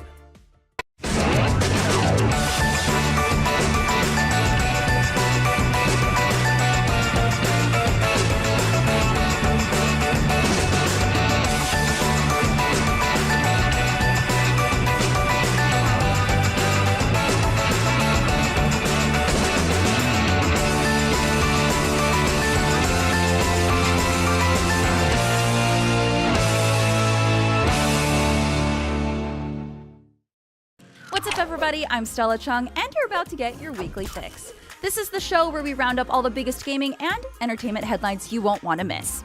Tune into new episodes every Saturday at 12:30 p.m. Eastern and Pacific on IGN 1.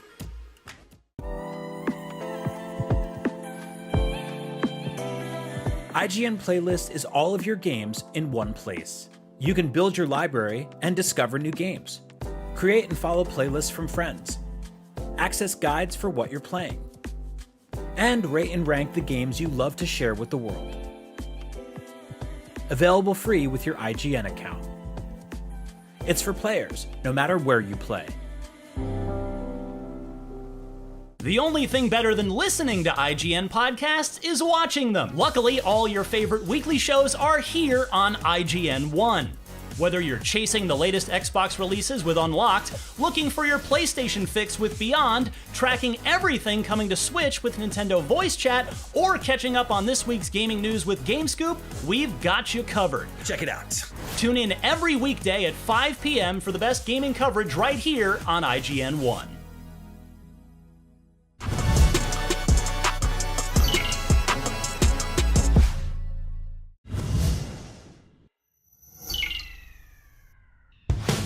Welcome back to IGN Summer of Gaming, the most action-packed summer gaming event around, but it's about to get even more packed with action. Here's a block of action games just got real.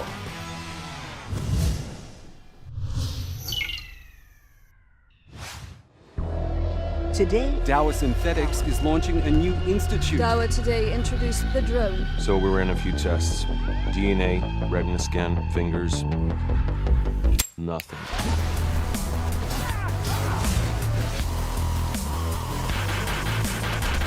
This is not like the last time. I have powerful friends now, bitch. You're not a regular cop.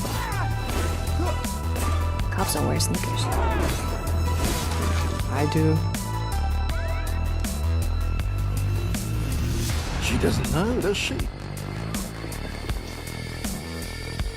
Tell me, what happens when she learns the truth?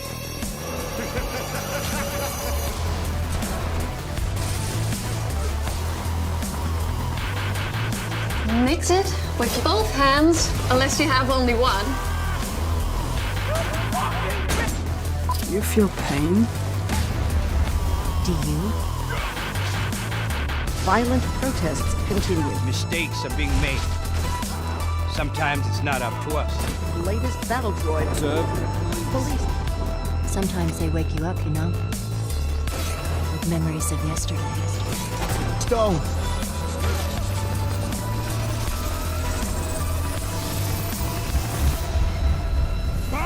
Dead policemen, a crashed helicopter, dead fucking androids, no survivors. Just another day in the office.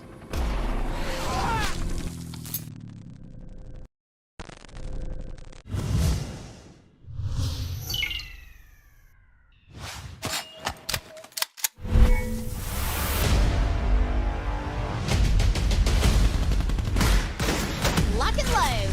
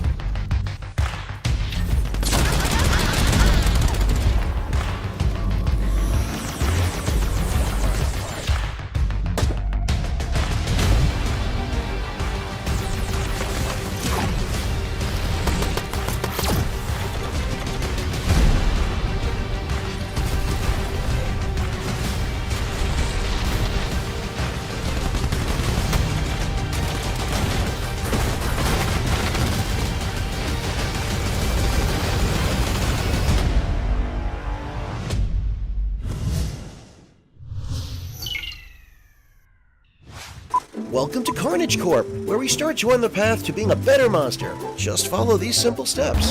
Smash, bash, and stomp your way to success. But watch out for falling debris. An accident-free worksite is a happy worksite. Whether it's tanks, battleships, or the latest kaiju defense technology, the smart monster is vigilant with one eye peeled for anything. Anything. Clothes make the monster. Be sharp and find your own style. Don't forget to stretch. You don't want to get a cramp out there.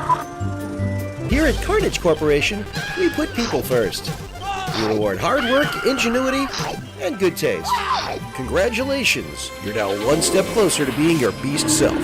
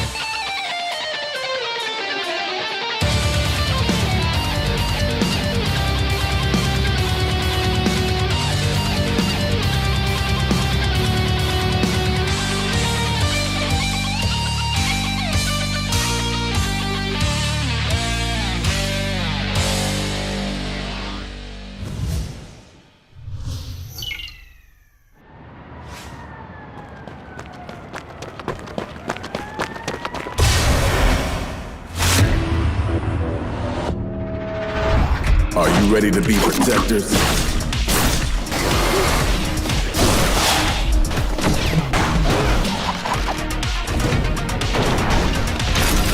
Let me show you what a shock trooper can do.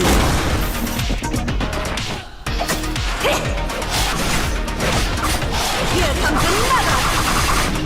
I'm here to finish the mission, no matter what. I'll end this!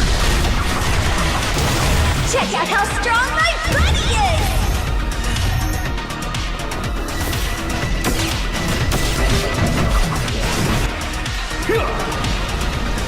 My strength has no match!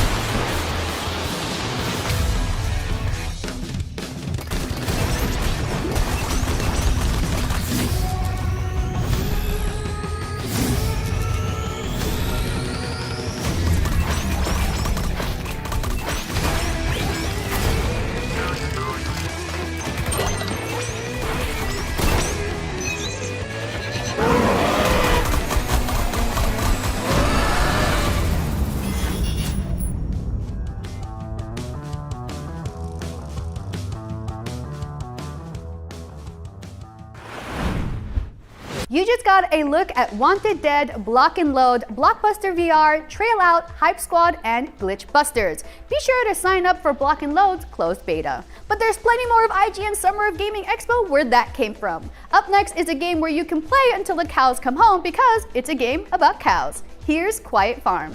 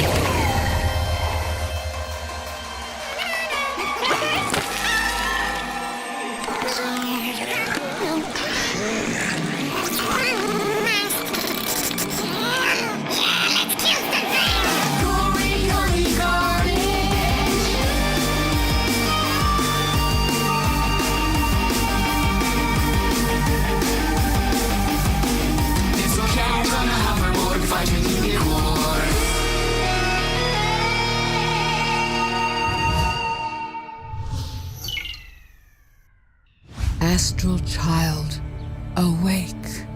The cosmos is in danger. Heroes may die, but their legends live forever. Build a new world together and keep order amongst the stars. For this, we look to you, our Star Keepers.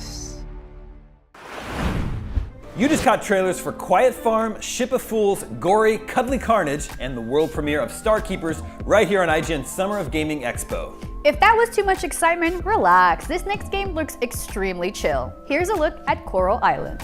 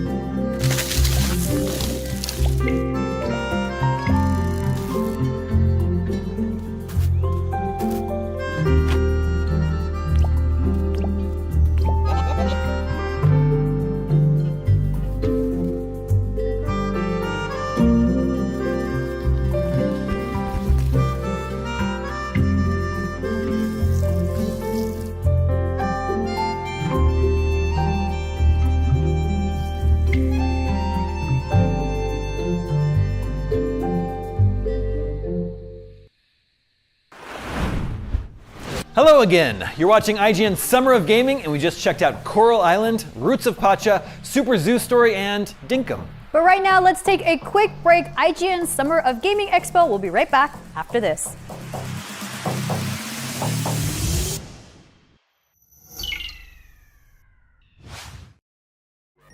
IGN Summer of Gaming 2022 is sponsored by Metro by T-Mobile and by The Terminal List.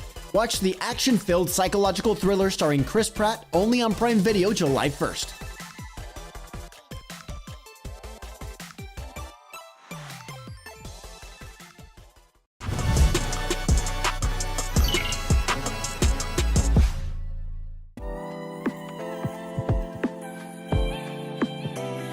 IGN Playlist is all of your games in one place. You can build your library and discover new games. Create and follow playlists from friends. Access guides for what you're playing. And rate and rank the games you love to share with the world. Available free with your IGN account. It's for players, no matter where you play. If you're not following IGN on social media, what are you waiting for? We're constantly updating our feeds to bring you the latest news, gameplay, custom original content, memes, the best user-generated videos and art, and a whole lot more. Be part of the conversation throughout the year. Follow IGN on Instagram, Twitter, Facebook, TikTok, and Snapchat. Tune into IGN 1 for the latest news on your favorite releases, gameplay exclusives, and all the entertainment you can handle. And maybe even some you can't. Cinefix on IGN 1, your friendly Friday night home for film fanaticism. You're watching The Weekly Fix, ready to fill you in on anything you may have missed in the world of gaming and entertainment.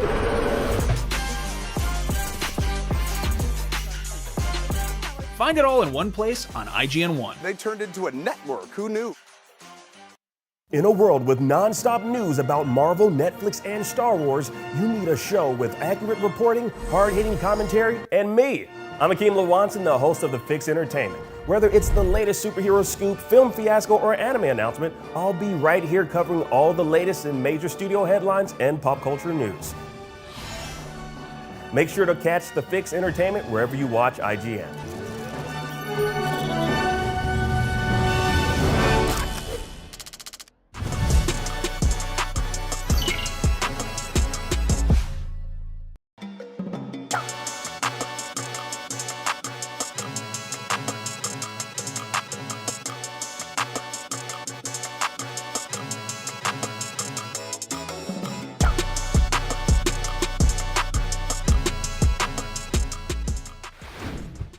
Return to Enoch in the brand new Outriders World Slayer. Either continue your Outriders save file or jump in fresh with the level 30 boost. Here's a sneak peek of what to expect.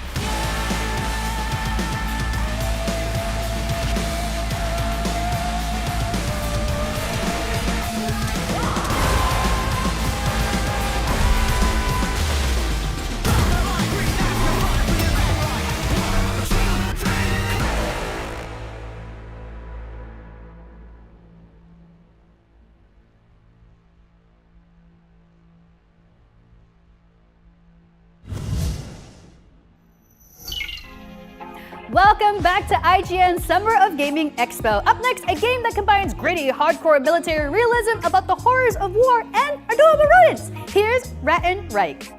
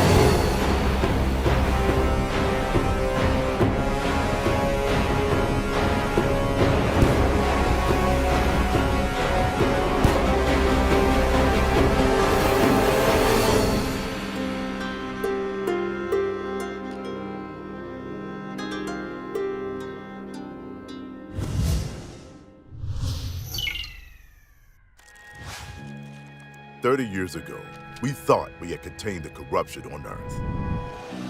We were wrong. The corruption has reached the colonies.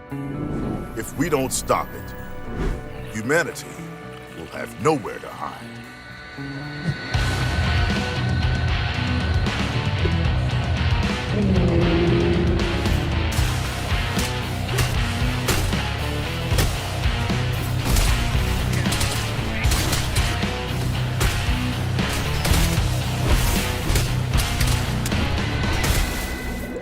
With great power, well, you know the rest.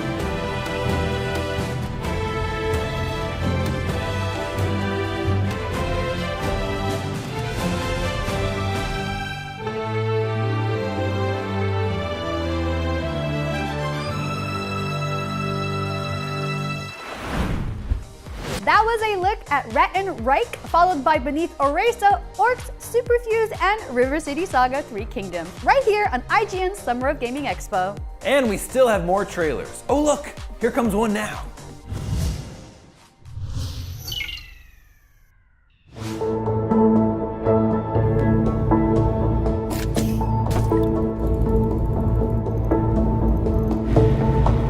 At Younger, we deliver the future. We do it right now. Skew, do you mind keeping watch? I need a piss. Yeah, sure. I'm on the lookout. Yeah, just look away. Sure, yeah. I'll watch. I can't go if you're looking. The coast is clear, mate. There's only me here. Don't look. That's what I'm saying. Just look away. Oh, right. Yeah. You're staring right at my crotch. Skew. What? Look away. Oh, look away. Sorry. A bit mesmerized there. Well, it's interesting, you know. I haven't got one of them. They look very impractical. No watching. Who am I going to tell? Yeah, what do you want? I can do trickling stream, I can do waterfall, and I can do rain. I'll hold it in.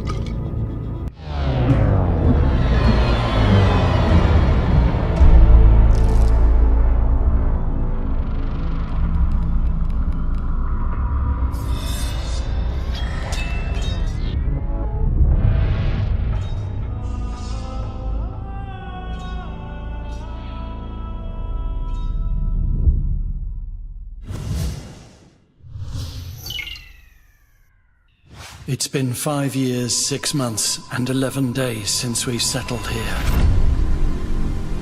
Our ongoing mission, to build a self-sustainable, closed ecosystem that'll guarantee humanity's survival into the impossibly far future. The most brilliant scientific minds of our time work to ensure our species can endure our upcoming challenges, whether it's nuclear devastation or the inhospitable surface of a newly settled exoplanet. To the brilliant minds in here, the outside world is but a distant echo of our primitive past. And despite it all, my greatest fear is upon us. Our mightiest achievement has turned on its creators.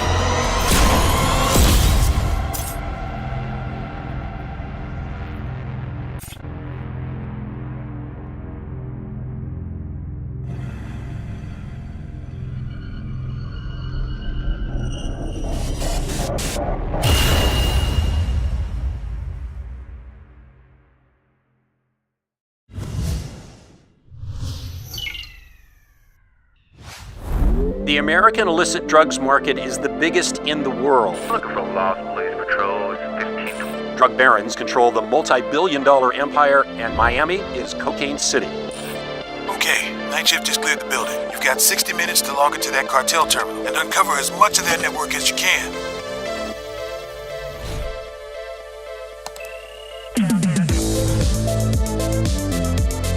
The biggest of the cartels, Reyes Muertos, uses the World Wide Web to keep their deadly business open 24/7. The American government has been carrying out the world's biggest anti-drugs operation as Western demand for the drug almost exceeds the supply.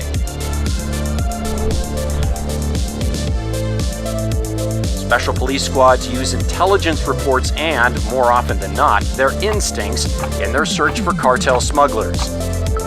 Despite law enforcement's best efforts, greater things are expected. Damn it, one of the night shift guys just came back. Looks like he's headed your way. Get out of there. This case is blown. Meet me back at the station.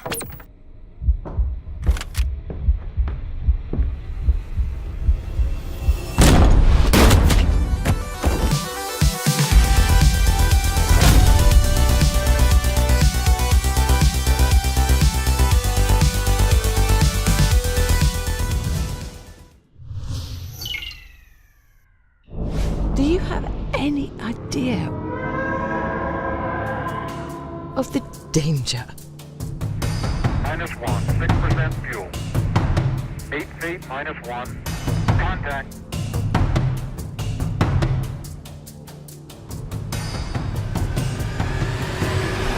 My God, this can't be real.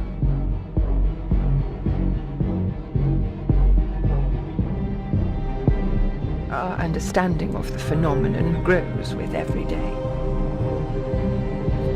However, for one individual in our group, the physiological response has been troubling.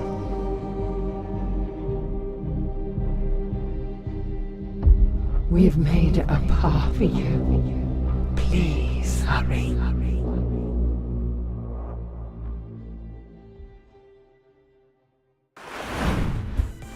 Welcome back! This is the IGN Summer of Gaming Expo, and you just got a look at The Last Worker, Evo Tinction, Vice Undercover, and Lifeless Moon. The Expo might be coming to a close, but Summer of Gaming continues all throughout June. We'll be bringing you events, announcements, reveals, and more fun stuff from all around the industry, and you'll find it all right here on IGN. And you can find IGN everywhere. IGN.com, Twitch, YouTube, Twitter, Instagram, Snapchat, TikTok, the Samsung TV app, and now you can even watch us on our Steam page.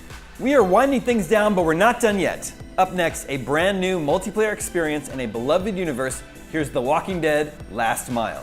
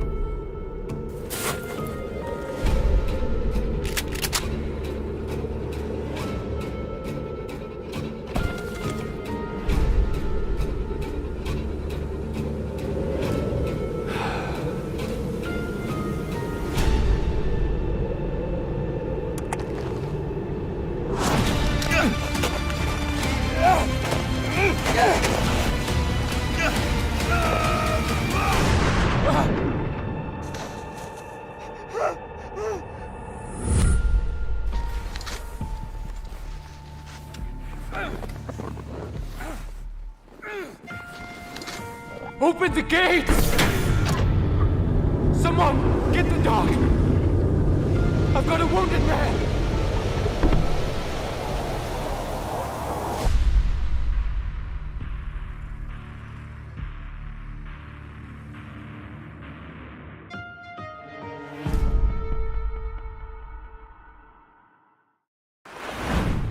That was The Walking Dead: The Last Mile right here on IGN's Summer of Gaming Expo. But a friendly reminder that Summer of Gaming is going on throughout June. That's right. Here's a quick look at what's still on the way. Coming up very shortly is day 5 of Netflix's Geeked Week, which is focused on games today, and we still got the Tribeca Games Spotlight and Freedom Games Showcase.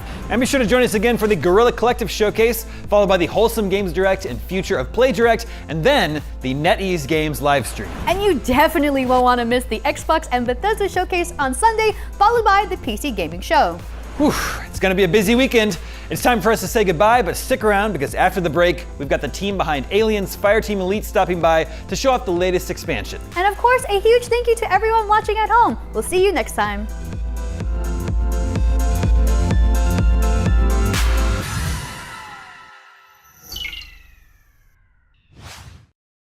IGN Summer of Gaming 2022 is presented by the US Army. You can choose from over 200 career paths that match your passion on GoArmy.com. What's your warrior?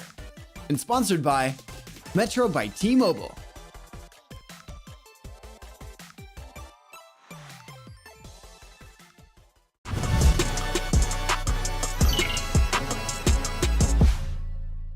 What's up, everybody? I'm Stella Chung, and you're about to get your weekly fix. This is the show where we round up all the biggest gaming and entertainment headlines you won't want to miss. Tune into new episodes every Saturday at 12:30 p.m. Eastern and Pacific on IGN1. IGN is your go-to for the latest and best in games, movies, and television. And with over 50 million IGN subscribers, you're in good company. Thanks to your help, we've raised over $100,000 for charity. Brought you and creators the world over together for events like Gamescom and DC Fandom. Brenton Thwaites here, I play Dick Grayson. And made your voices heard. You voted almost 30 million times in our best video game of all time and Super Movie Madness tournaments, and posted over 40 million times on IGN's message boards. The chat must flow. Catch our unending stream of up-to-date news and so much more over at IGN.com or subscribe to IGN on YouTube. And check out IGN Games and IGN Movies and TV for deep dives into your preferred pop culture. Plus, IGN guides to get help on veritably any game from our team of experts. No matter where you are, IGN.com, YouTube, Twitter, Facebook, or Instagram, IGN has you covered. I'm Akeem Lawanson, and this is What to Watch on IGN1. It's a weekly show where we check out the latest and greatest in trailers, reviews, and everything else in the world of entertainment. Tune in to new episodes every Friday at 9 p.m. on IGN1. The only thing better than listening to IGN podcasts is watching them. Luckily, all your favorite weekly shows are here on IGN1. Whether you're chasing the latest Xbox releases with Unlocked, looking for your PlayStation fix with Beyond, tracking everything coming to Switch with Nintendo Voice Chat, or catching up on this week's gaming news with GameScoop, we've got you covered. Check it out. Tune in every weekday at 5 p.m. for the best gaming coverage right here on IGN1.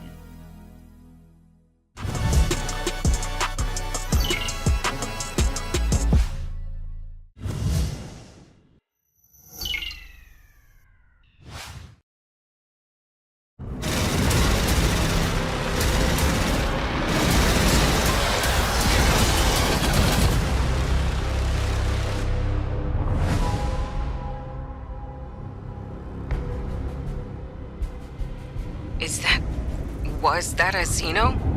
The corpse was definitely a xenomorph, slain in combat.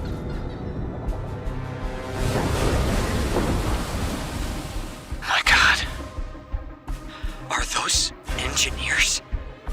What killed them? And how?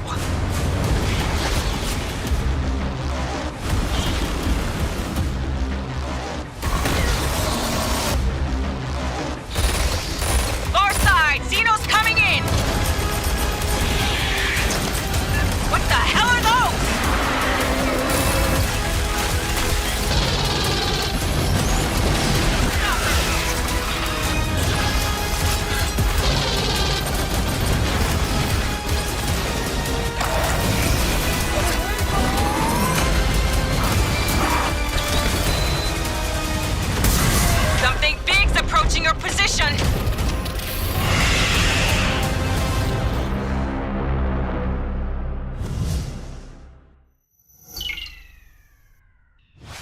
All right, now you just got to look at what's coming to Aliens Fireteam Elite. And join me right now to break down what gamers can expect is one of the founders of Cold Iron Studios, Craig Zinkovich. How are you, sir? Good, how are you doing? I'm doing fantastic. I mean, I'm talking games with you. Anytime I get to talk about games, I'm super excited. Now, we're going to dive a lot deeper into things, what we just saw, but give us a basic overview of the Pathogen expansion. So Pathogen expansion is the first paid expansion for Aliens Fireteam Elite. It comes with tons of stuff. It's got a brand new campaign that takes place right after the 4 campaigns that are in the base game, carries on the storyline of the crew of the Endeavor. It's got new abilities and powers for each of the kits. It got new weapons, new enemies, new cosmetics, tons of new stuff. And it all comes with a free hardcore mode as well. Ooh, wow. Now that was actually one of the questions we were going to ask you before, but I kind of want to talk about it right now. Tell us about the hardcore mode. So hardcore mode is awesome. Aliens Fireteam Elite is not for the faint of heart. Obviously, there's, the normal difficulty. There's casual difficulty for people who just want to get in and experience the story. But it's a survival co-op shooter. It's Colonial Marines, it's Xenomorphs, you've got to be on your toes. And one of the things that we've been working on is the hardcore mode, which is, it's permadeath. It's permadeath for the game. You start a character, you get as far as you can. If you die, it's over. You get to keep your unlocks, you get to keep your currency so you can buy those weapons that maybe you earned with that previous Marine, but every time you die, you gotta start over. Each mission that you play, you open up harder difficulties, and you can see whether or not you can get all the way up to hardcore 50 without having died. So it's a pretty exciting permadeath mode for the game. Oh my goodness. It's going to take a lot of training for anyone to get to that, I'm assuming. Like to get to 50, level 50? Definitely. 50 is crazy. Currently, we have difficulty levels that go up to insane in the normal game. Hardcore 50 is even harder than insane. It's going to be really, really difficult not to take a full, very coordinated fire team group of your friends in there and still not get annihilated. Now, the Season 3 Lancer went live back in April. Yep. Now, bringing with it, of course, like a bunch of free additional content. We're talking about a new class kit, loadout presets, challenge cards. How do you think this new expansion will complement or enhance what you and the team's done previously? Oh, sure. So since August, since we launched the game, we've been working on it. Yeah, as you said, Season 3 came out in April. We had Season 1, Season 2. We've added multiple new class kits, a lot of new content, systems, quality of life features to the game. Season 4 is even coming out in July before the expansion comes out. We haven't announced everything that's in there, but crossplay is going to be in there. Looking forward to getting that out, letting people team a little bit easier before we get the DLC in August. And all of that leads up to the new content, to the new storylines. Obviously, the expansion also has tons of new weapons, tons of new attachments. The expansion also has new, perks, new power replacing perks, which are basically abilities for each of the classes that we've launched since. So really, this year has been kind of building up all of those new additional things so that the expansion can be that, capper right at the end. That's so awesome to hear that, before we even get this expansion that we're going to get another season. That's so great to hear. Now, so Aliens Fireteam Elite has been out for about almost a year, about 9 months. What have you and the team learned in this time that's led up to this new DLC release? Like, what are fans saying? Oh, I think that the core fan base really, really likes what we're doing, but they just want a whole lot more. And that's what we're trying to do as much as possible. Small indie Cold Iron studios here working on such a hit game. It's such a fantastic honor to be doing this. And the whole team is working as hard as we can. So as I said, season after season, adding new things to the game, making sure that crossplay gets in there, which is one of the things that the fans have been asking for. And then the cherry on top is more story content. They love the characters that we created, the crew of the Endeavor. They want to see what happens on LV-895 after you've destroyed the Katanga. And so really being able to do that and provide that for the fan base is something we're super excited about. Yeah, and what I love is, because you and I talked about this off camera, is the fact that this takes place years after the movies, correct? Yep. So you're not beholden to, we're playing within the universe of Alien or Aliens or Aliens 3, where you all are creating a new, new lore I guess, Sure. what would you say? Yeah, it's a cooperation, obviously, with Disney and all of the other, extended universe properties, the novels, the comics, stuff like that. But it really is an honor. It really is a privilege to be able to kind of add things to this universe that we're just amazing fans of. And so it's a labor of love for us to be able to play in this universe, and we take that responsibility extremely seriously. Now, Craig, we're gonna queue up some video for you to kind of just walk us through. Cool. But before we get to that, can you give us a breakdown of some of the new weapons we can expect to see with this DLC? Tons of new weapons in the Pathogen. One of the things that I'm really excited about, we added a new weapon manufacturer, Alpha Tech. It's one of those things that is in kind of the extended universe. The lore shows up in like older comic books and some other games, but kind of expanding on that, there are a bunch of weapons from Alpha Tech that we're adding to the game. I think one of my favorites is there's an SMG that acts like a shotgun, and so it's like the fastest firing shotgun possible. That's kind of the dev team right now is having a really good time using that. That sounds freaking amazing. Now, okay, Craig, so booting up the game, what are players going to immediately notice pertaining to the Pathogen update? Like, is it just new content, or will we see like any new unique weapons, aliens, or system overhauls? Sure. So the expansion comes with, pretty much the gamut of everything. Not only does it come with a brand new campaign that has new maps, new storylines, new locations, new enemies that show up in there, it also comes with, new weapons, loads of new rewards for the players to earn. So, dozens and dozens of challenge cards, weapon colorways, kit skins, hats, decals for your weapons. Tons of stuff that's going to show up in there. And then hardcore is going to be there for everybody, whether or not you've bought the expansion or not.